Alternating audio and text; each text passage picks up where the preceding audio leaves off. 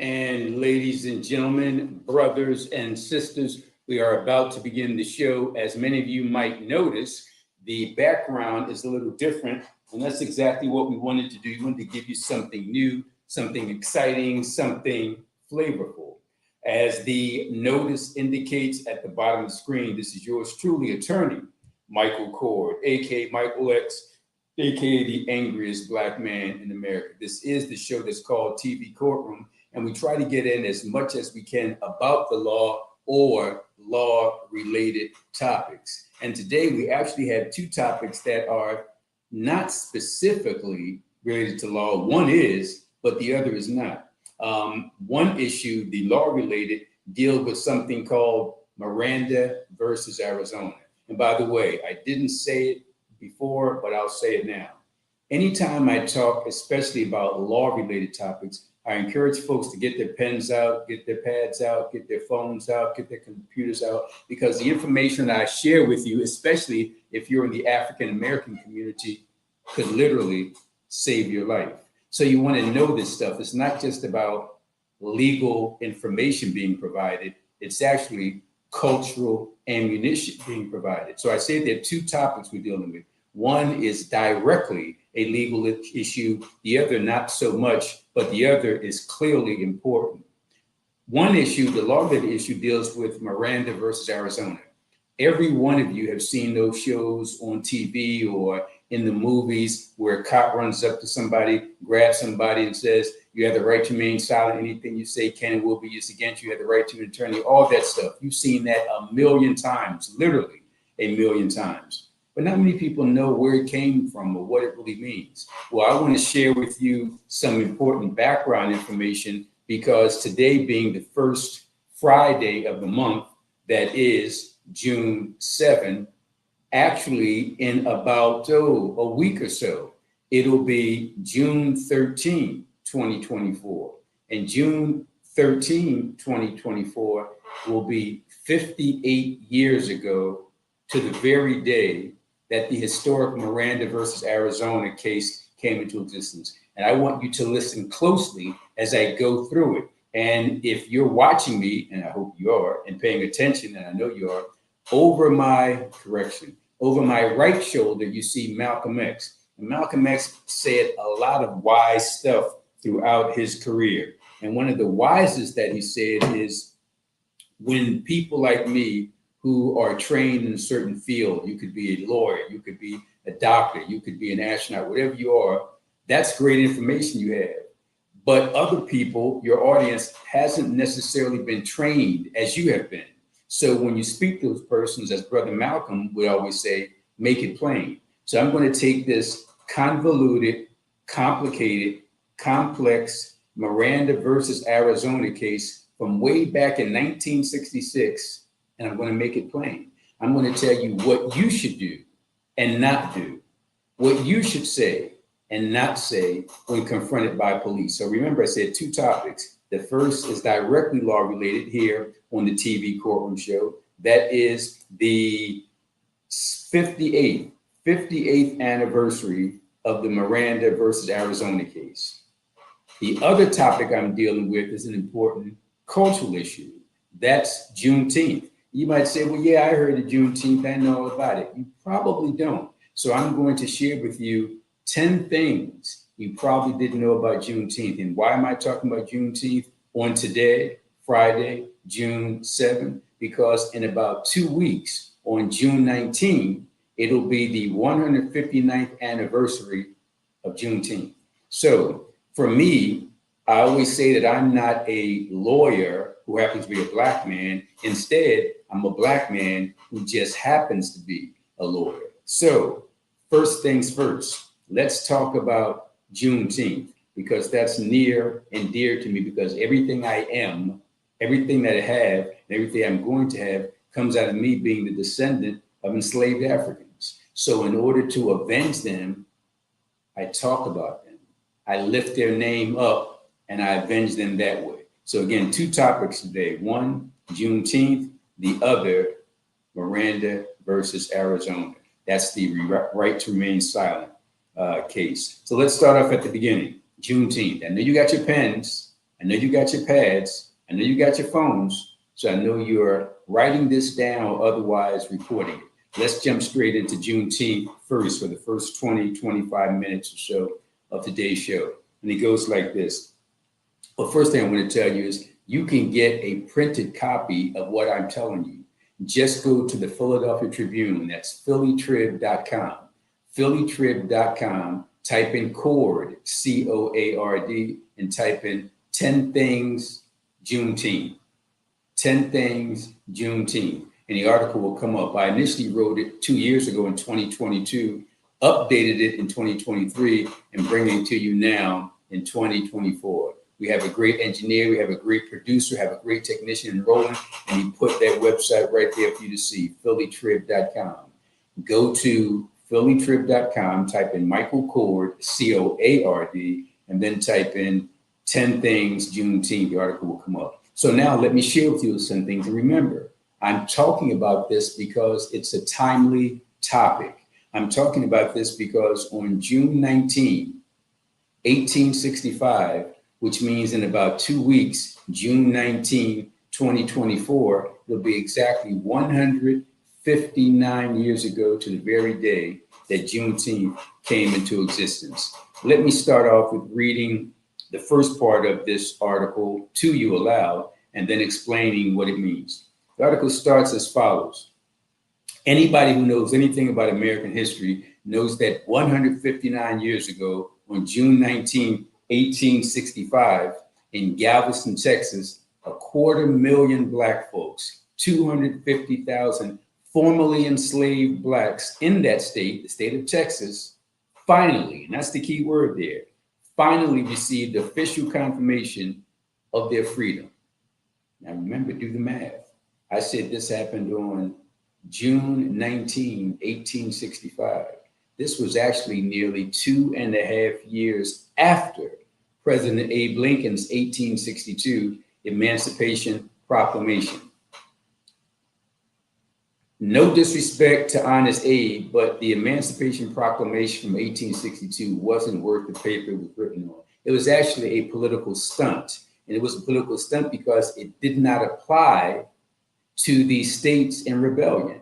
So it's almost like the president of the United States issuing a proclamation about Canada or about Mexico or about any other country. You don't have the legal authority. And when the Confederate States, the South, when they separated from the United States and began the Civil War, they were a separate country. They were called the Confederate States of America. So for Abe Lincoln to issue a proclamation to a foreign government, and that's what it was, wasn't worth the paper it was written on. And it didn't apply to some of the states that did enslave people, but it was a shrewd political move. I don't want to get distracted, but I just want to put the chronology in order. We're talking about June 19, 1865, which was about 2.5 years after the Emancipation Proclamation of 1862. Because I want to mention that because some of you, I'm sure, are, quasi-historians out there. You're saying, well, Mike, how could in 1865 Blacks find out about their freedom? Well, didn't Abe Lincoln 2.5, almost 3 years before, issue the Emancipation Proclamation? The answer is yes, he did, but it had no effect. It was a proclamation. It wasn't legislation. It wasn't law. It wasn't even a congressional resolution. It's a political stunt. Having said that, now I'm going to tell you 10 things about Juneteenth that's critically important. The first thing I already mentioned, not one of the 10, but the basic thing, June 19, 1865. That means 2 weeks from now, June 19, 2024, it'll be exactly 159 years ago to the very day that Juneteenth came into existence. Fact number one, and I'm watching you, so I'm hoping you're writing this down. It's a beautiful word. Juneteenth is what we grammarians, what we linguists call a portmanteau. A portmanteau is when you have a linguistic blend of words that fuse sound and meaning. In other words, the word June and the word 19th are fused or blended or combined into Juneteenth. And as you can imagine, if this is 1865, it was illegal for blacks to learn to read and write. So black folks weren't really sophisticated regarding the rules of grammar, but they had common sense. So they were able to envision in their freedom, in their innate knowledge, this portmanteau. Even though they probably never even heard of the word, it's actually a French word. Again, it's a linguistic blend of words that fuse sound and meaning. So they took June, they took 19th, and they combined it into Juneteenth. Beautiful word. That's fact number one. Fact number two, some powerful words. Many historians make the argument that even though many of our formerly enslaved ancestors called it Juneteenth, which is true, many others called it topics or should call it names like Emancipation Day or Freedom Day or Jubilee Day, or more recently, Black Independence Day. So you know what they say, a rose by any other name will smell just as sweet. So you can call it Juneteenth, and you should, but also in addition to Juneteenth, it's also called Emancipation Day, also called Freedom Day, also called Jubilee Day, and also called Independence Day, because it's all good and it's all applicable. Emancipation Day, emancipation, freedom, liberty. That's why they would call it Emancipation Day. Freedom Day speaks for itself. We got our freedom. Jubilee Day, Jubilee. We're excited. We're ecstatic. We're happy. That's Jubilee. And finally, and this is what I love, I think the best, well, next to Juneteenth, is Black Independence Day. That's what it was. That's fact number two you should be aware of. Fact number three, and I kind of touched on this early on, but let me break it down by reading at least one paragraph from the article. And check this out. Here's what it says. Better late than never. And then I write, not really. And here's the background. It took nearly 2.5 years after President Abe Lincoln on September 22, 1862, announced his Emancipation Proclamation. And he said on September 22, 1862, that his Emancipation Proclamation would go into effect on January 1, 1863. Now, you got the dates and you got the math. All right, so why then did Black folks remember? If I mentioned the Emancipation Proclamation was announced September 22, 1862, and then it was supposed to go into effect on January 1, 1863, well, why do we have to wait until June 19, 1865 for Juneteenth? Well, there's a number of reasons, and I'm going to give you all of those reasons right here, right now. First of all, as I pointed out, the Emancipation Proclamation didn't apply to all the states. It didn't say to every state, hey, if you have enslaved Black people, you have to emancipate them. You have to free them. As I wrote here, here's why Abe Lincoln's Emancipation Proclamation wasn't worth the paper it was written on. It did not, I repeat, it did not end slavery and did not free any of the approximately 4 million Black men, Black women, and Black children enslaved in this country. Here's what it applied to. It pertained only, I repeat, only to the Confederate states that were in rebellion. So if it was a southern state like Mississippi, and they were in rebellion and they left the United States to become a new country, the Confederate States of America, that was a separate country. So if they were bold enough to separate from the United States and take up arms against the United States and consider themselves a different country from the United States, how in the hell was Abe Lincoln freeing Black folks in those states? He wasn't, but I'll tell you why he did it in a second. In addition to not applying to the states that were in rebellion, it excluded enslaved people in several northern states, including Maryland and Delaware, and also some southern states like Tennessee and Southwest Virginia and Lower Louisiana. So it was designed basically by Abe Lincoln to try to take away the power of the South. So for example, if the South had 10 soldiers in a battle, well, those 10 soldiers really couldn't be effective because say half of those 10 soldiers had enslaved Black people on their plantation. So half of those 10 would-be soldiers would have to go back to the plantation and do their thing as a so-called master. So they wouldn't have any power.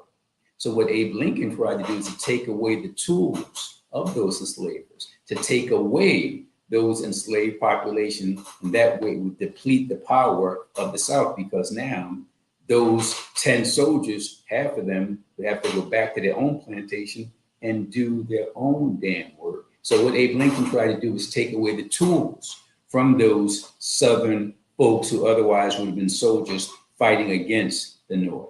In addition, you might say, okay, Mike, well, that makes sense. So again, how do we get from September 22, 1862, announcement of the Emancipation Proclamation, to January 1, 1863, Emancipation Proclamation goes into effect? Like I told you, it wasn't worth the paper's written on. Even though that's true, why do we have to wait until June 19, 1865? Here's why, as I wrote in the article. Let's get back to why it took so damn long for Black folks in Texas to find out about their freedom. This is probably the most important part of what I'm going to tell you.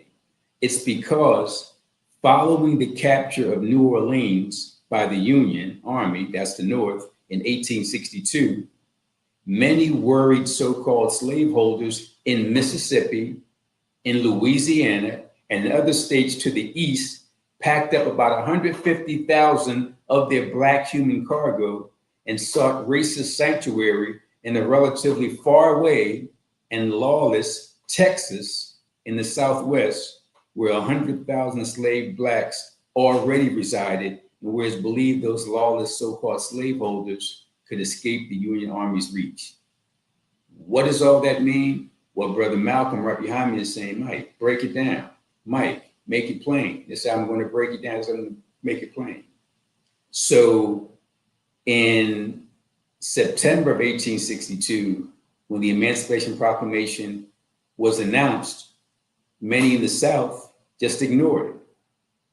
On January 1, 1863, when that Emancipation Proclamation went into effect, still many in the South ignored it.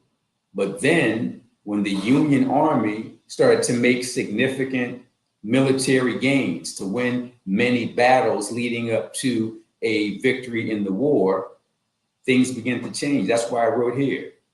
Following the capture of New Orleans, a major battle, following the capture of New Orleans by the Union Army in 1862, many so-called slaveholders in the South were saying, whoa, this ain't looking good.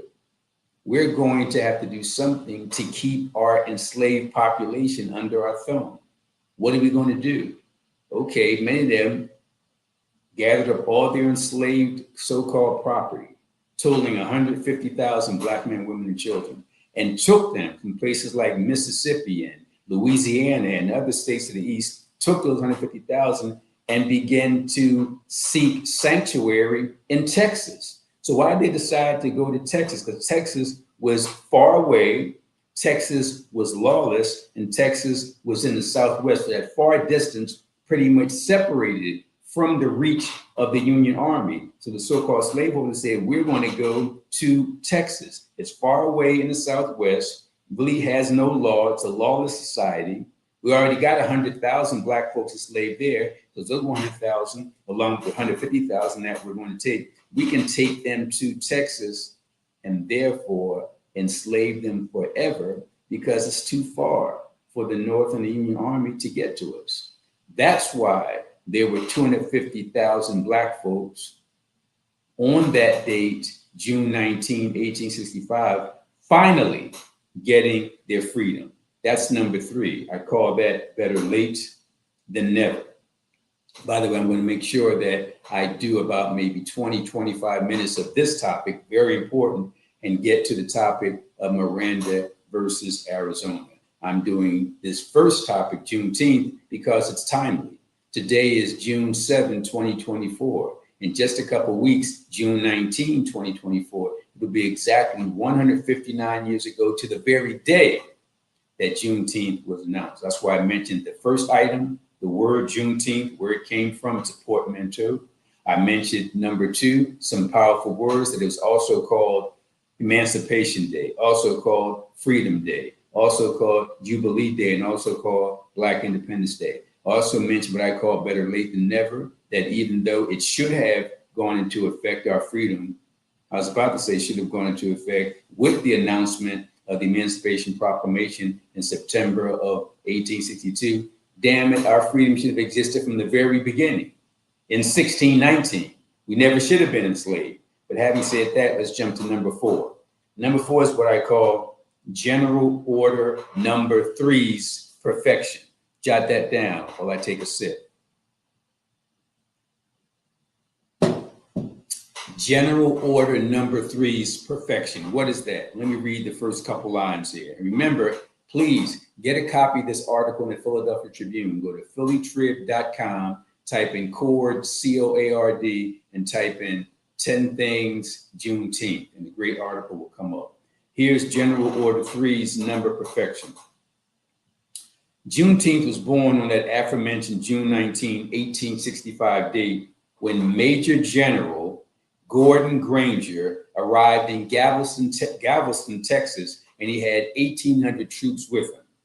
From the Ashton Village balcony, General Gordon Granger announced what he called General Order Number 3, which declared as follows: the people of Texas are informed that all slaves are free.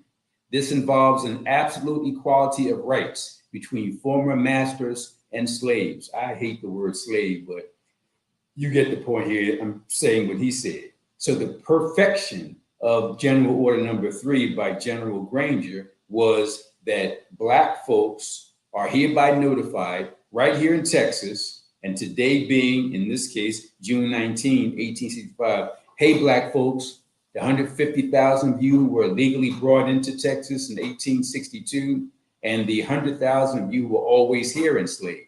That 150 plus 100,000, 250,000, that's 250,000. I'm Governor Granger. I'm announcing General Order Number 3. Today is June 19, 1865, and I'm telling you, quote, the people of Texas are informed that all slaves are free. This involves an absolute equality of rights between former masters and slaves. So that's why I call number 4 on my 10-point list General Order Number 3's perfection. Then I jump to number 5. Number 5 is General Order Number 3's imperfection. And here's the problem. Although it announced to the Black folks in Texas that you are free, there's other language. Almost like when you buy a car and the car looks great and the price seems good and you do your thing, then you get home and read the small print at the bottom, you're like, damn, this is really not as good as I thought it was. Well, the small print of General Order Number 3 encouraged the 250,000 Black folks who have their freedom to stay with their former masters. You heard me. Even though on the one hand it said you're free, it went on to say, but we encourage you to stay with your former masters to see if you can start to get a salary, wages, and fair treatment by the same person who enslaved you since 1619, not just enslaved you, but sold you and bought you and leased you and lent you and raped you and sodomized you and kidnapped you and lynched you, all that stuff since 1619. And now that General Granger is announcing General Order Number 3, telling me I'm free, he then says, but I think you ought to stay with your former master. Let me read this part to you. The North, after winning the Civil War, didn't really want to be responsible for our formerly enslaved ancestors' financial condition.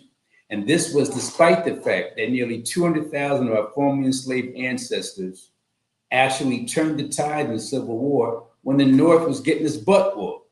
So the North was beating the South. All of a sudden, 198,000 Black soldiers come to the defense of the Union Army, and the tide is turned, and we win. But despite the fact that we won that war for the North, despite the fact that General Order Number 3, Juneteenth, says that we're free, it goes on to say the following, quote, the freedmen, which means men and women, the freedmen are advised to remain quietly at their present homes and work for wages. They are informed that they will not be allowed to collect at military posts and that they will not be supported in idleness either there or elsewhere. So it's saying, hey, Black folks, you're free, but you got to stay with your former master and try to get some money from him. Don't you dare, Negroes, come to any military post because we have no obligation to take care of you. Even though 198,000 of you helped us win the war, we don't really care about you. That's the imperfection of General Order number 3. And that's important to talk about because many people didn't know that part, but it's there. That's number 5 on my 10-point list. After that comes number 6. And I kind of quote my grandmother, who back in the day used to say, I ain't studying you.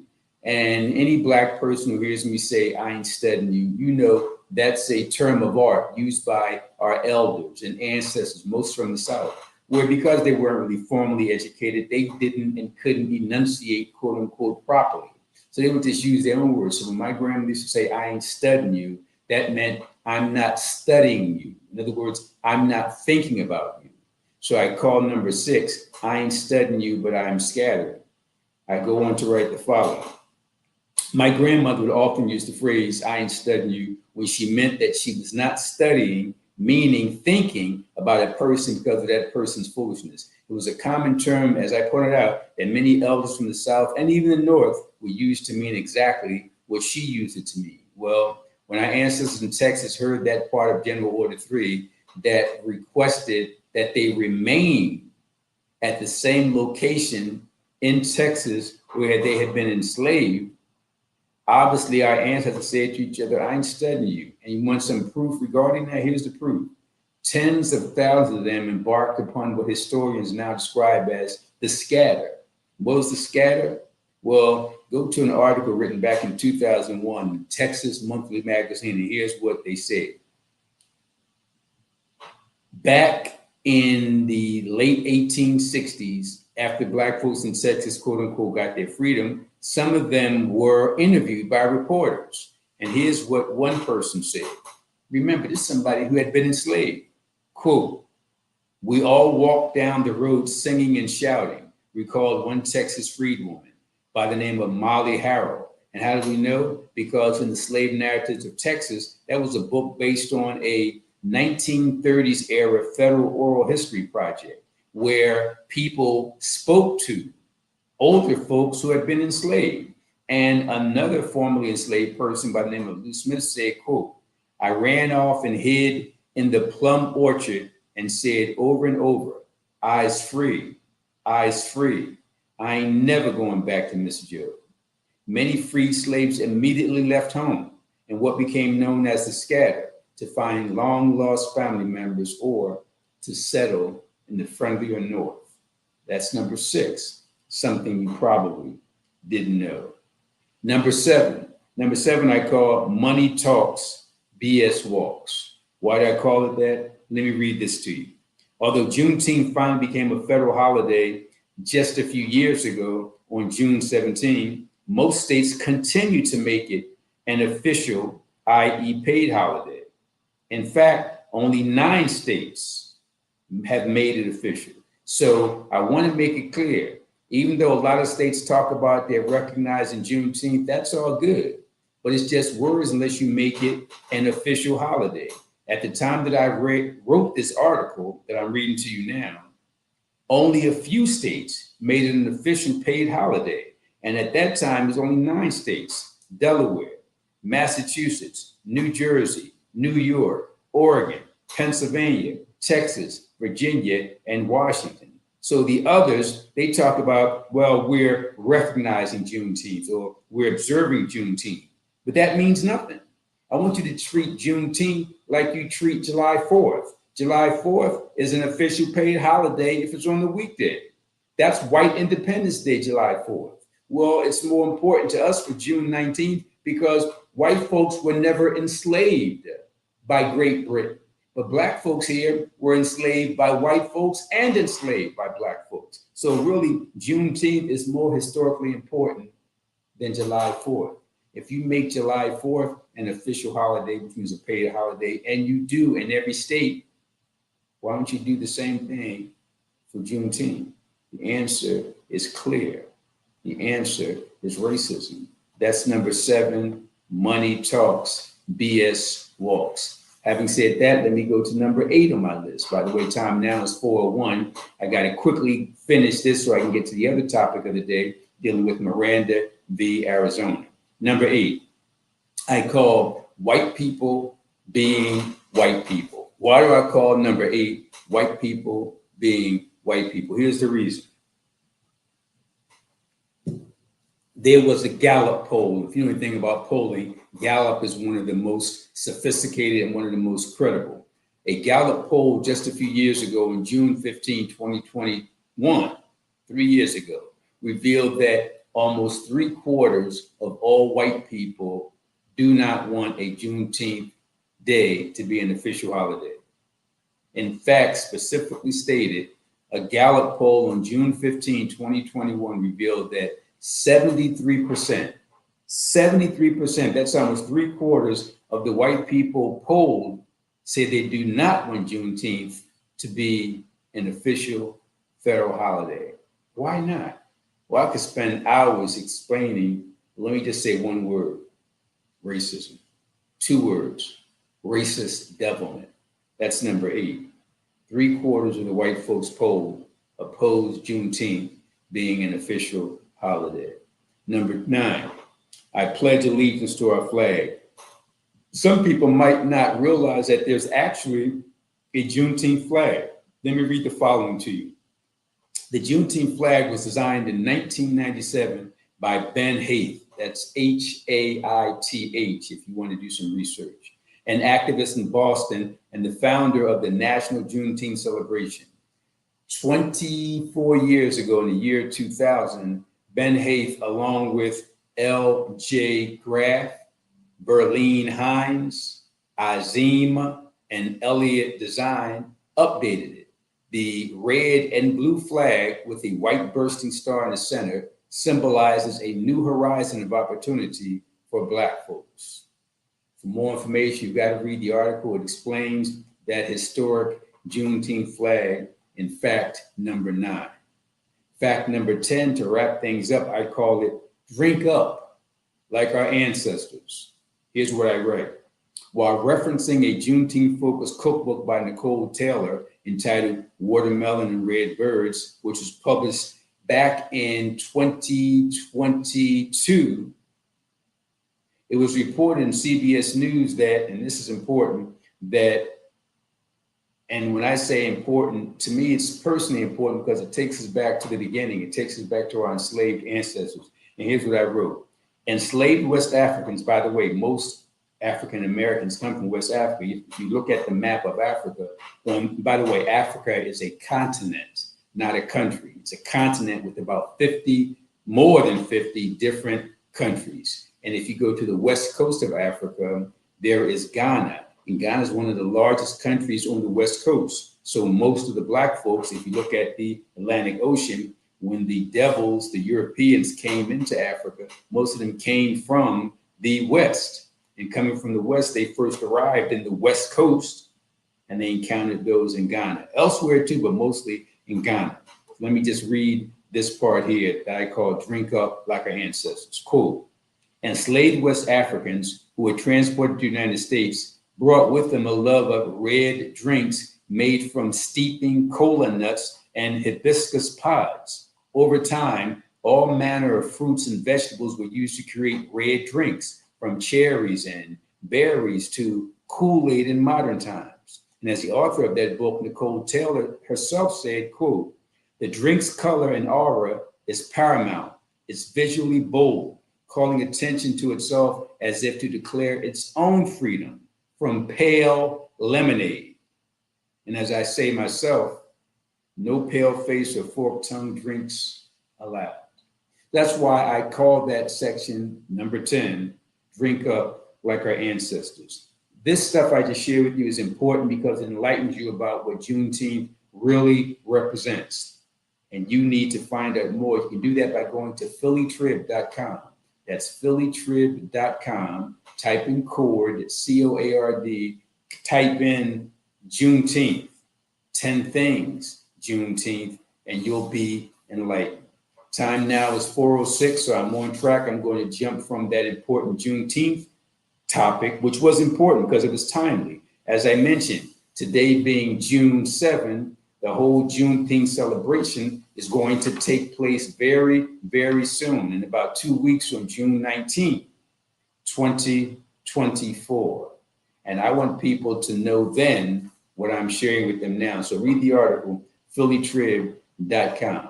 Having said that, let me shift gears by going from stuff that is culturally important to stuff that is legally important, all tied to TV Courtroom. Because I always tell people, I'm not a lawyer who happens to be a Black man.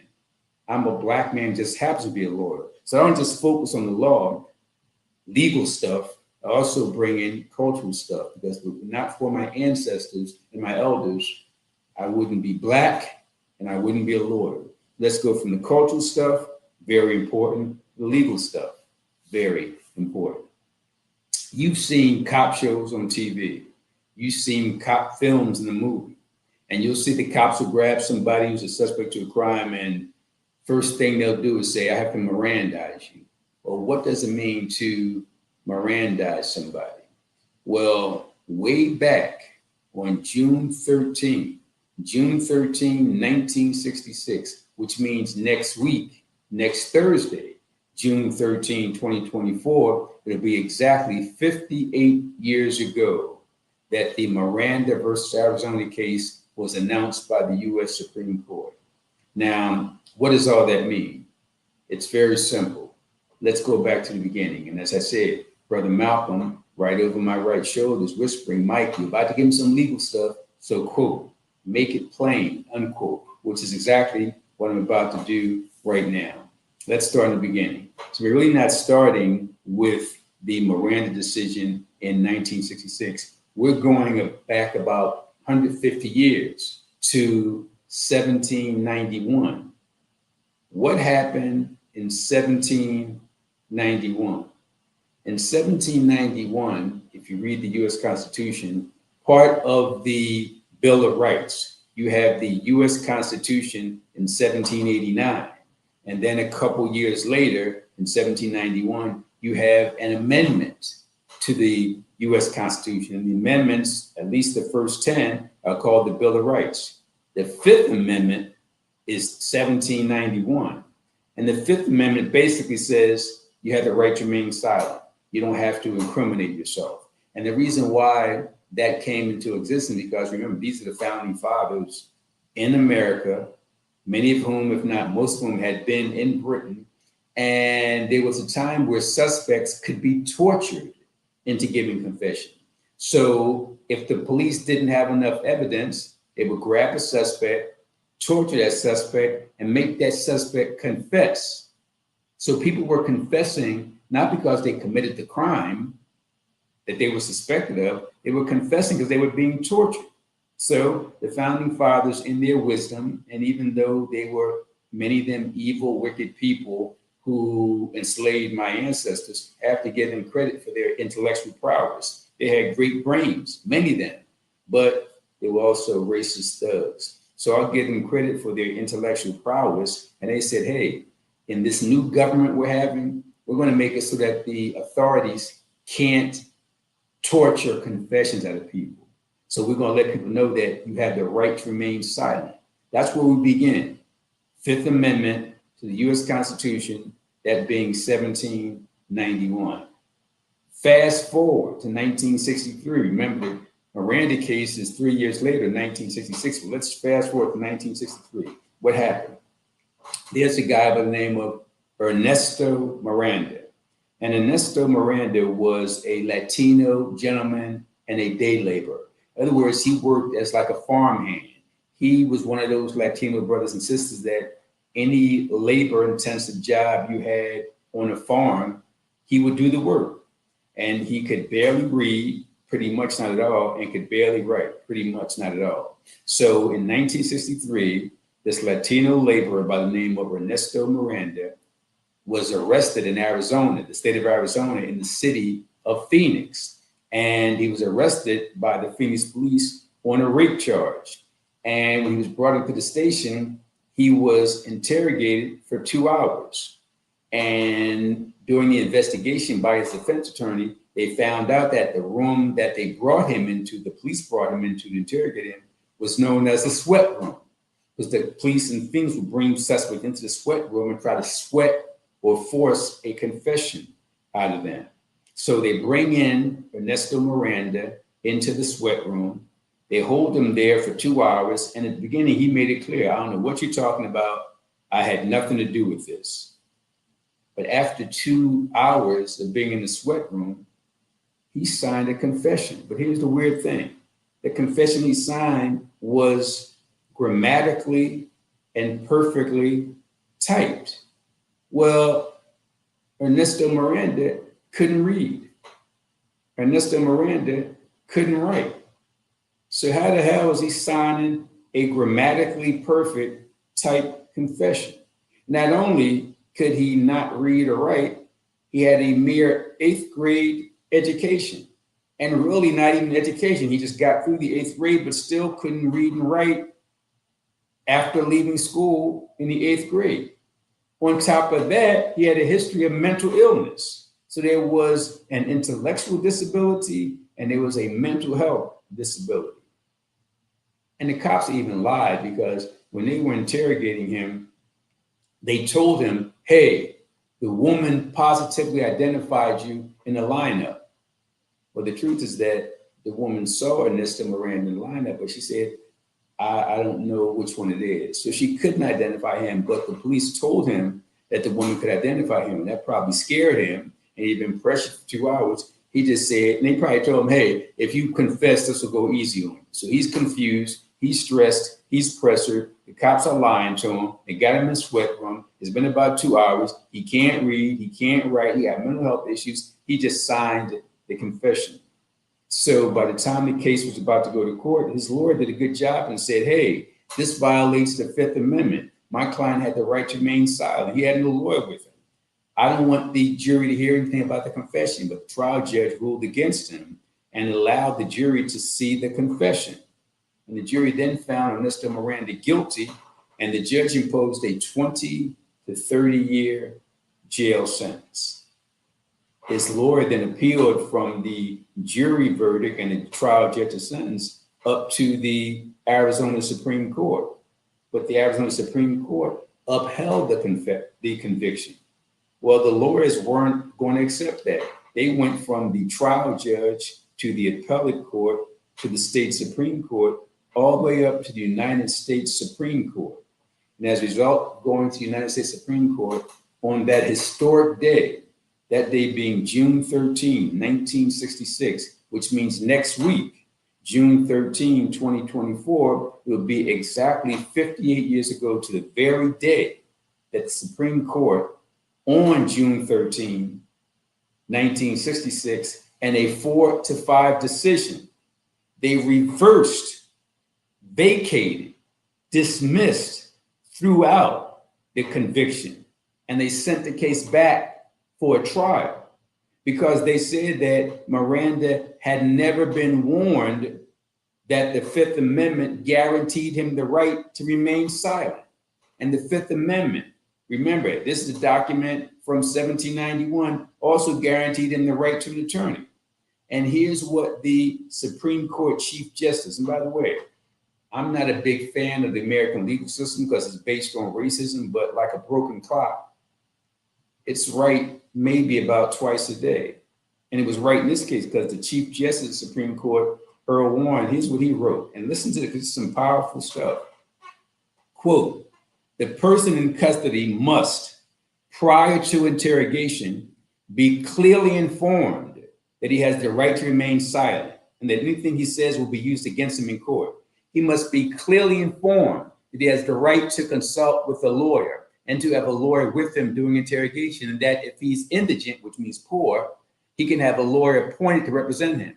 Moreover, if the individual indicates in any manner, at any time prior to or during questioning that he wished to remain silent, the interrogation must cease. If the individual states that he wants an attorney, the interrogation must cease until an attorney is present. At that time, the individual must have an opportunity to confer with the attorney and to have him present during any subsequent questioning. That's some powerful language, Mr. Chief Justice, and he was absolutely right.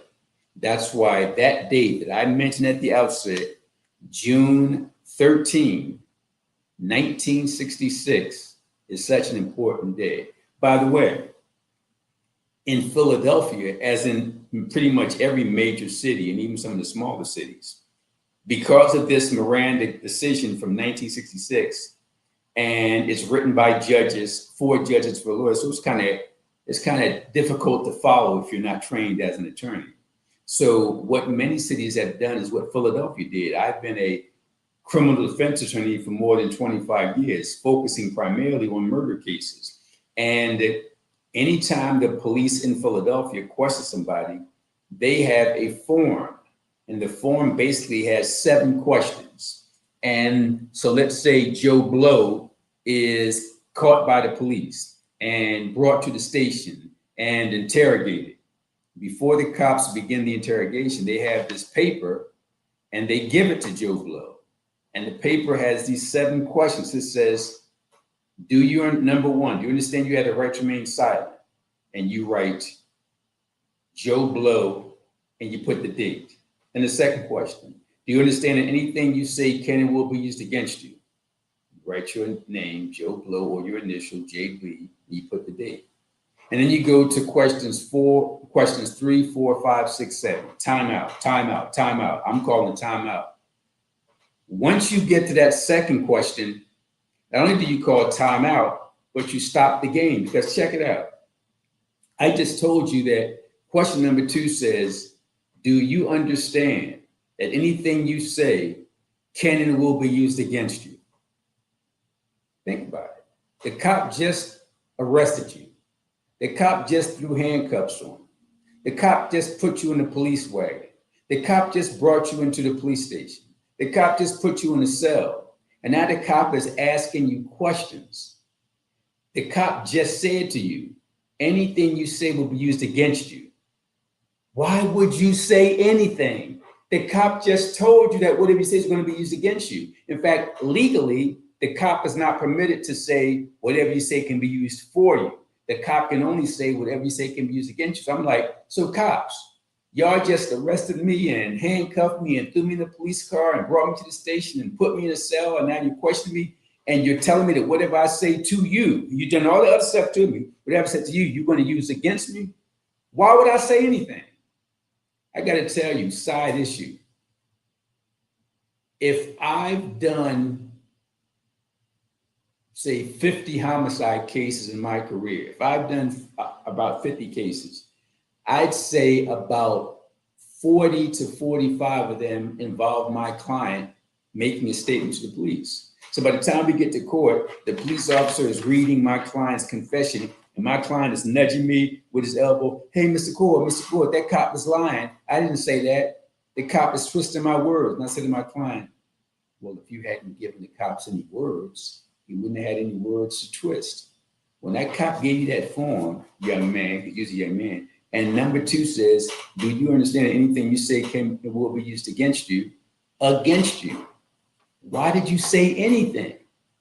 Well, he gave me the same answer that most clients give me. They say that, well, I didn't really say what the cop is claiming. I kind of said something like that, but the cop twisted my words around. And I always say to my clients, well, if you hadn't given them any words, you wouldn't have had any words to twist. So you should have never said anything. Plus, he already told you it was going to be used against you. So if you know that what you say is going to be used against you, not for you, but against you, why would you say anything? So I'm encouraging folks to remember, coming up on June 13, 2024, it'll be exactly 58 years ago to the day that the Miranda versus Arizona Supreme Court decision was handed down. I encourage you, you ain't got to read the case, you ain't got to understand the whole case. I encourage you to read my article in the Tribune, phillytrib.com, type in court, type in Miranda, Miranda, and the case will come up. Bottom line, if you are arrested as a suspect, sit down and shut up. And I want to be clear about something because people don't understand this. Snitching and confessing are two different things. In fact, many people don't understand what snitching means. Snitching does not mean I see a little old lady about to go into a house and some thug runs up behind her, bashes her in the head, and snatches her pocketbook. If I pick up the phone and call the cops while that's going on, that's not snitching. That's being a good citizen trying to help defenseless old ladies and defenseless other people. So calling the police when you see somebody committing a crime is not only not snitching, it's actually good citizenship. So it's okay, Mike, if that's not snitching, what is snitching? Here's snitching. Criminal Joe and Criminal Steve get together to rob a bank. Criminal Joe goes into the bank to rob the bank. Criminal Steve sits in the car as the getaway man. Criminal Joe robs the bank, gets into the car. Criminal Steve drives him away. They go to the city and they realize, wow, we just got $10,000 from the bank. They split it 50-50. Joe gets $5,000, Steve gets $5,000. And they go their separate ways. A week or two later, somebody recognizes the car that was at the scene of the crime. Police do the investigation and it tracks them to Joe, the getaway driver. Joe is now afraid of going to prison. So he says to the cops, hey, it wasn't just me. I'm Joe. I was the getaway driver, but Steve was with me and he's the one that went to the bank. Now that's snitching. Snitching is when one criminal involved in the crime tells on another criminal who was involved in the crime. So when criminals stab each other in the back by telling on each other, that's snitching. But law-abiding citizens calling the cops on criminals, that's not snitching. That's being a good citizen. And folks, I'm going to wrap this thing up. And by the way, I want to give the producer, the engineer, the technician, Roland, a big shout out because there were a few complications going on shortly before we came on air. By the time we came on air, it was all good. And it was all good because Roland is so thorough. So big shout out to Roland. Thank you very much for doing what you do so very well. My final 2 or 3 minutes, let me talk about, because I started off talking about the Fifth Amendment, right to remain silent, Miranda versus Arizona. But there's also something called the Fourth Amendment.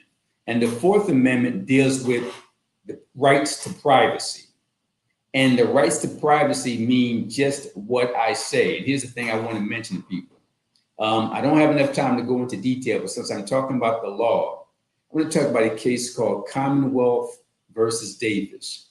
Commonwealth versus Davis is a Pennsylvania Supreme Court case. Miranda versus Arizona is a United States Supreme Court case, a federal case, but each state has its own Supreme Court. So 4 years ago, in December of 2020, the Pennsylvania Supreme Court issued a ruling in the case called Commonwealth versus Davis. Again, I don't have enough time to go into detail, but suffice it to say, the Supreme Court of Pennsylvania in 2020, they were dealing with the case where a guy was doing some criminal and despicable stuff on his computer.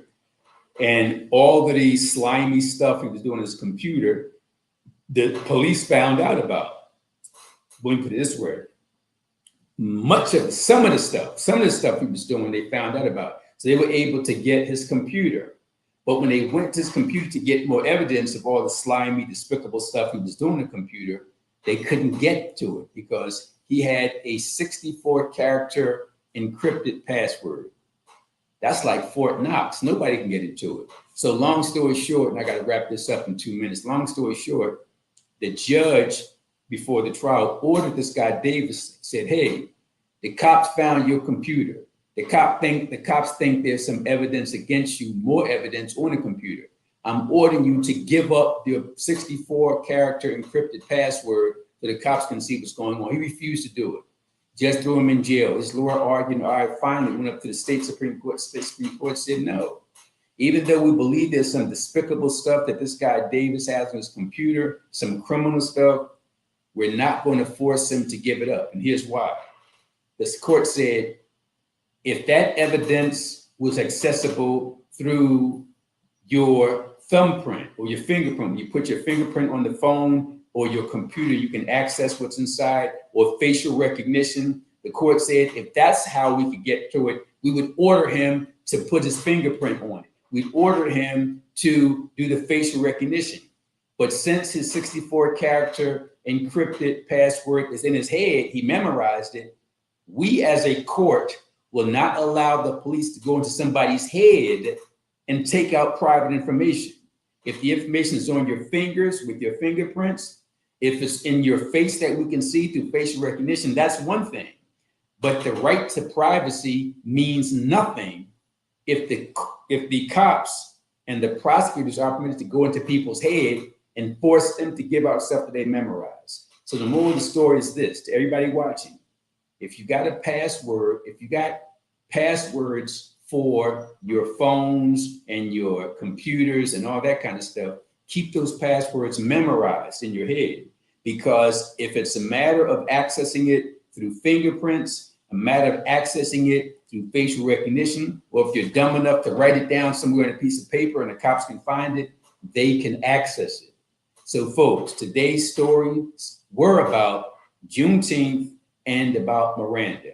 For more information, read my articles in the Tribune. Check out my weekly radio show called The Radio Courtroom at WURD 96.1 FM. Big shout out to Roland. Folks, I'm going to end today's show like I end every show. It goes like this: think black, I'm out.